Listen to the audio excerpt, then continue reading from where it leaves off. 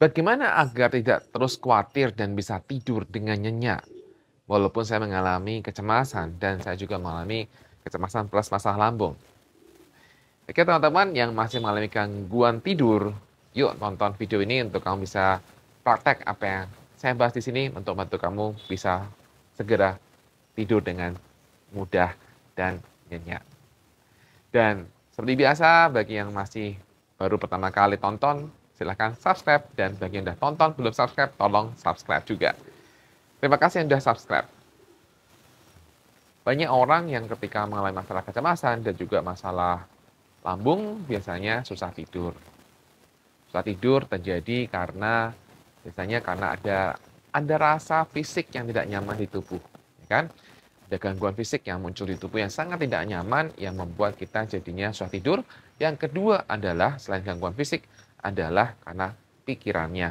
Karena pikirannya yang terus jalan dan jalan dan jalan. Sehingga membuat tidak bisa tidur. Nah, untuk aspek pertama teman-teman, kalau kamu misalnya adalah masalah gangguan fisik, maka tetap sesuaikan dengan dokter, tetap patuhi perintah dokter dengan kamu minum obat ya, minum obat lambung dan lain-lain. Kemudian yang untuk masalah sensasi fisik yang terjadi yang tidak nyaman, maka kita perlu untuk berlatih. Berlatih tidak memaknai semua rasa sakit yang ada. Berlatih tidak memaknai semua rasa sakit yang ada. Dan itu akan membantu kamu untuk bisa lebih berdamai dengan rasa yang muncul. Apakah mudah? Enggak, saya nggak bilang mudah. Ini memang perlu latihan. Tapi ketika kita sudah mulai berdamai dengan apa yang muncul di tubuh, itu akan membantu lebih baik. Nah, yang kedua adalah bagaimana mengatasi pikiran-pikiran yang terus muncul ya teman-teman. Mengatasi pikiran yang terus muncul, maka ada beberapa prinsip yang perlu kamu punya. Oke. Prinsipnya adalah yang pertama adalah tidak komplain. Tidak komplain. Ini bukan suatu hal yang mudah sekali lagi, tapi ini bisa dilatih. Mulai sadari, mulai perhatikan diri kamu ketika kamu mulai komplain atas keadaan yang sedang terjadi. Mulai perhatikan ketika kamu mulai mengeluh dengan apa yang sedang terjadi. Karena keluhan komplain kamu itu akan mempengaruhi pikiranmu. Dan membuat kamu semakin stres, bodinya semakin stres, tubuhnya semakin stres, dan itu juga bisa mempengaruhi fisik yang tidak nyaman itu semakin terasa.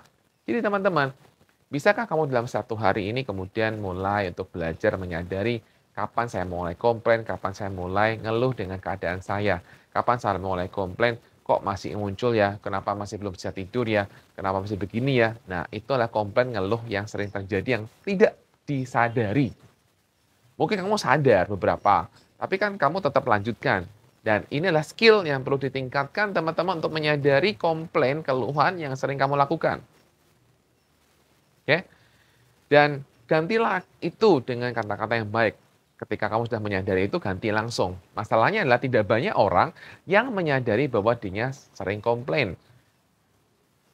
Itu yang masalah. Oke, kemudian juga ada banyak pikiran-pikiran yang datang itu, banyak orang juga nggak bisa mengatasi pikiran-pikiran datang. Pikiran memang akan datang dan pergi, betul ya? Pikiran datang dan pergi dengan seenaknya. Menjadi masalah adalah ketika kita membiarkan pikiran itu masuk ke dalam diri kita, ya, dan kemudian membuat kita jadi cemas dan cemas dan cemas. Maka, teman-teman, yang perlu bisa teman-teman lakukan supaya bisa tidak membiarkan pikiran itu masuk adalah dengan cara teman-teman mengatakan yang sudah saya sering ulang berkali-kali adalah cancel. Ya, gunakan cancel, kata-kata cancel setiap kali kamu mendapati bahwa ada pikiran ini cancel gitu atau batal gitu. Dan kemudian setelah itu katakan hal yang positif. Ini perlu repetisi loh teman-teman, nggak bisa hanya sekali dua kali karena dalam sehari itu pasti banyak pikiran aneh-aneh, pikiran yang datang banyak banget, pasti banyak ya.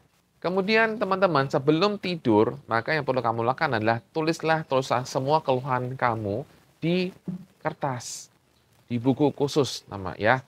Tulis semua keluhan kamu. Wah hari ini begini-begini, nanti malam saya tidur nggak di sini ini. Tulis semua keluhannya di kertas-kertas semuanya, supaya supaya apa yang ada di otak kamu tuh terlampiaskan ke kertas. Nggak terus masuk di sini terus, tapi kamu bisa lampiaskan ke tulisan kamu. Masalahnya adalah banyak orang yang kemudian malas nulis, ya kan? Padahal sebenarnya nulis ini membantu kamu untuk bisa sekali lagi mengeluarkan apa yang ada di otak ini, kemudian kamu terjemahkan ke kalimat. Dan ketika kamu terjemahkan kalimat, itu kamu akan mengalami pelepasan, akan mengalami lebih enak gitu. Nah, setelah kamu tulis semua keluhan-keluhan kamu, semua kerisauan kamu, kemudian tutup dan katakan besok kita selesaikan lagi. Jadi tutup dengan itu, bukan hanya tulis tulis kemudian niatkan intensif besok kita bereskan. Ya, besok kita selesaikan. Sekarang waktunya untuk tidur. Nah, gitu. Kamu tutup dengan itu. Itu akan membantu kamu teman-teman ketika malam datang. Jadi ketika malam kamu akan relatif jauh lebih tenang. Dan juga yang juga tidak kalah penting adalah masa bodoh dengan hasilnya. Masa bodoh dengan hasilnya teman-teman. Jangan berharap tidur. Karena ketika kamu berharap tidur, kamu malah tidak bisa tidur. Apapun hasilnya terima aja. Tidur ya, nggak tidur ya terserah gitu loh. Ini seringkali agak susah bagi mereka yang masih berharap untuk tidur. Karena ketika mereka berharap, maka yang terjadi adalah ketegangan. Tidak perlu berharap untuk tidur, karena yang perlu kamu lakukan adalah yakin bisa tidur. Jadi jangan berharap bisa tidur, tapi yakin saja bisa tidur. Sehingga kalau begitu yang perlu kamu lakukan supaya kamu lebih tenang adalah bodo amat dengan hasilnya. Bodo amat dengan hasil malam ini mau tidur atau tidak, terserah. Gitu. Ya. Nah, kalau ada pikiran-pikiran negatif mempertanyakan, ya kamu tinggal cancel, gitu. Nah, itu yang perlu kamu lakukan teman-teman, dan juga yang bisa kamu lakukan adalah juga tentunya bereskan adalah tekanan-tekanan emosi yang sering muncul. Karena biasanya susah tidur itu karena ada tekanan-tekanan emosi yang hadir. Tekanan-tekanan emosi yang hadir, entah kamu punya masalah dengan orang lah, entah kamu punya masalah dengan finansial lah, entah kamu punya masalah dengan emosi-emosi tertentu, apapun itu silahkan dibereskan dulu. Karena ketika kamu bisa membereskan, itu akan jauh lebih baik tentunya. Ya, jadi bereskanlah semua emosinya. Dan ingat teman-teman, ada pepatah terkenal yang mengatakan bahwa banyak orang menderita itu karena imajinasi, bukan karena apa yang terjadi dalam realitanya. Jadi kamu belum mengalami malam ini, tapi kamu sudah berimajinasi nggak akan bisa tidur. Kamu mulai berimajinasi akan sakit, ya. Banyak orang terjebak dalam imajinasinya, tidak hidup dalam realitanya. Sehingga ketika dia terjebak dalam imajinasinya, maka dia semakin menderita. Walaupun imajinasi juga bisa untuk membantu kita jauh lebih positif, lebih kreatif. Tapi di satu sisi, imajinasi juga bisa membuat kita jadi lebih sengsara.